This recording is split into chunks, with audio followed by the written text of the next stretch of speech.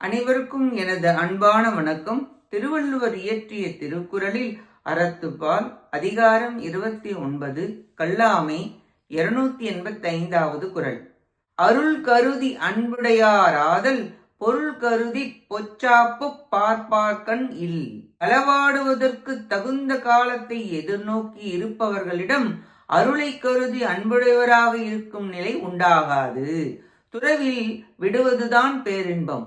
பொருள் பற்று இருக்கக்கூடாது. பொருள் வந்தால் கவலை கூடவே வரும். பற்று என்பது ஒரு துன்பம். அதனால் பிடிப்பு ஏற்பட்டு விருப்பம் வந்து பின் அதை விடும் பொழுது மிக துன்பம் ஏற்படும். அன்பு அருளாக மாறி அதன் பயனாகிய வீடு பேறு எய்த வேண்டும்.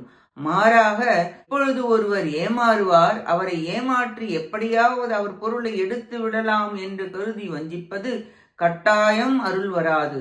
அஞ்ஞானமாகிய இருள் ஏற்பட்டு பாவமும் துன்பமும் தான் வரும் என விளக்குகிறார். இக்குறளினால் களவும் துறவும் இருளும் ஒளியும் போல ஒன்றுதான் இருக்கும், இரண்டும் ஒரே இடத்தில் இருக்க முடியாது. களவு இருந்தால் அருள் வராது என்பது கூறப்பட்டது. நன்றி, வணக்கம்.